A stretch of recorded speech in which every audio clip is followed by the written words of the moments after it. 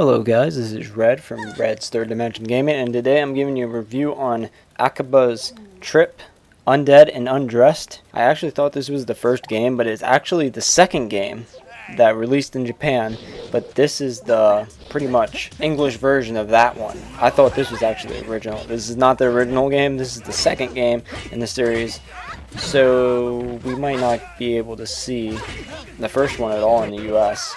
I believe that was a PSP game when it came out in Japan. First off, this game is very weird. It's a Japanese game. There are a lot of strange features about it, like taking off other people's clothes, and I'll get into that when I talk about the gameplay. The story is about, you can change your character's name to whoever you want.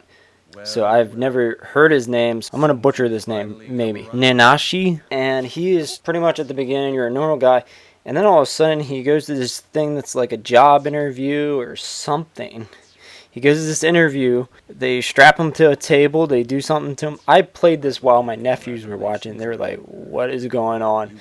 Basically, he is transformed to like a walking undead person who is similar to like a vampire. Yes, it's all very strange. And what you as a player must do is identify the men and women in Akiba, which is actually a shorter version of the actual name, Akihabara. And I'm sorry if I butchered that. I think I got that one correct. Are Synthisters. They're the bad guys in the game. They're the enemies. They're like you. They're the ones that turned you into what you are. They don't tell you exactly what you are, but you're like a vampire. And once you're exposed to full daylight, like on your skin, you dissolve.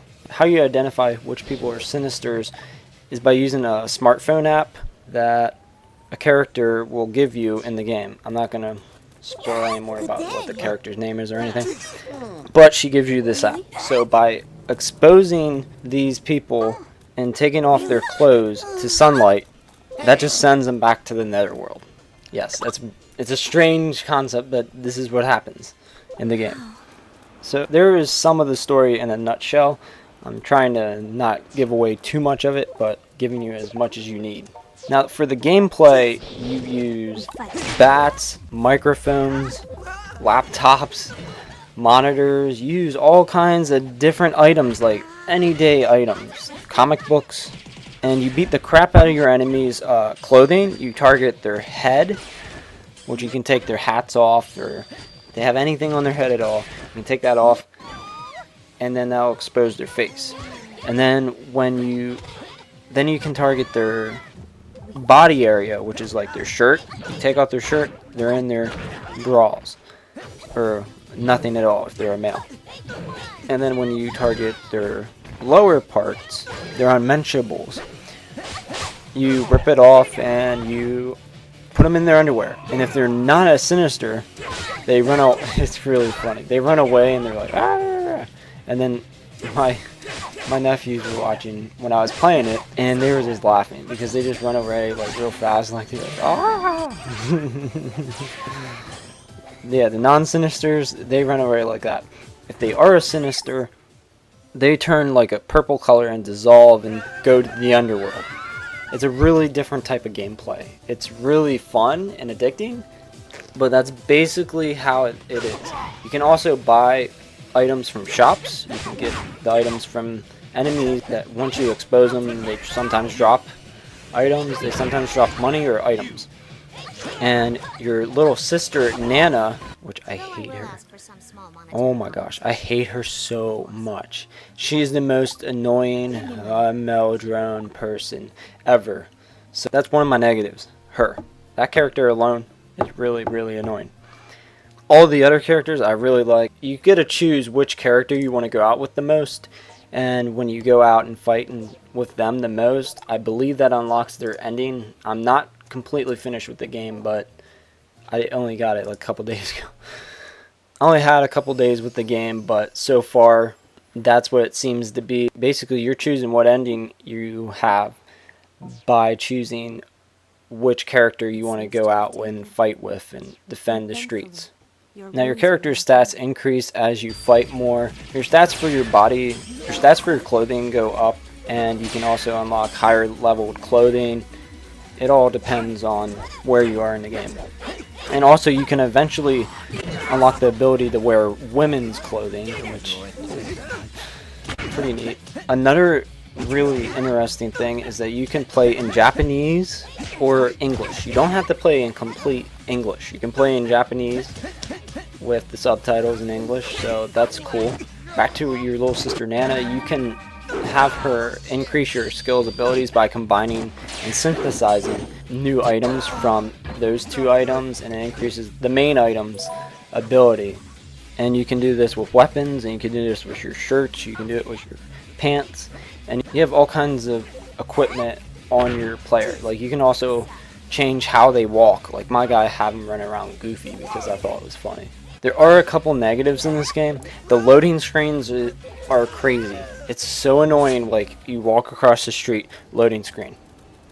You go here, loading screen. And the loading screens last like maybe like 10-20 seconds at the most. But it's still annoying when you have to walk. So your best option is to hit start, and you can automatically go down to the map, and you can click where you need to go and do that. Because basically, it's annoying as crap when you have 50 million loading screens every time you move somewhere. So that was one dislike. Another dislike is, like I said, Nana. She's annoying. And the graphics, I think, could have been a lot better. I didn't know this was the second game when I was playing. I thought this was the first game. But this is supposed to be the second game.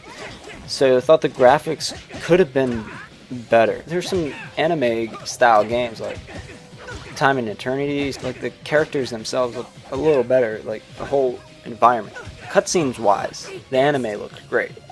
But during the gameplay, it doesn't look quite as good as what it could have. Another notch at this game is the gameplay is fun and addicting, but the only thing is you can only play it so often because it gets really repetitive.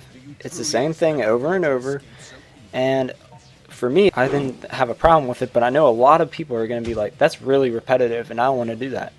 So that is going to be a notch, because a lot of you are not going to enjoy playing the same thing over and over like in the gameplay. Like, I know you could say Dynasty Warriors is the same, but Dynasty Warriors has a lot more moves and different things that you can do. The one thing that's different about this game, though, is the fact that you're taking off people's clothing. But like I said, that gets to be the same thing over and over. It's just that you're taking off different people's clothing. So overall, the game's story isn't the greatest in the world, but what story is? It's not Last of Us material. It's a Japanese role-playing game that has a lot of comedic elements to it. It has the taking off of the clothes, and different dialogue that the characters use is really funny. There are around 30 side quests in the game that allow you to get more money and new equipment and items. The anime-style cutscenes and dialogue pieces look good. The gameplay is addicting for me, and overall I like the game as a whole.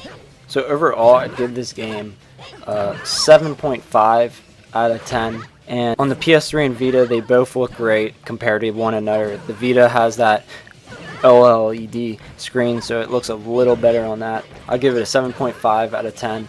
It's a really fun game, especially when you're on the Vita and you have to play on the go. You get to undress people while you're walking around the mall or something. That's fun. So thank you guys for watching. Don't forget to use the links in the description below if you want to buy the game and it helps support me.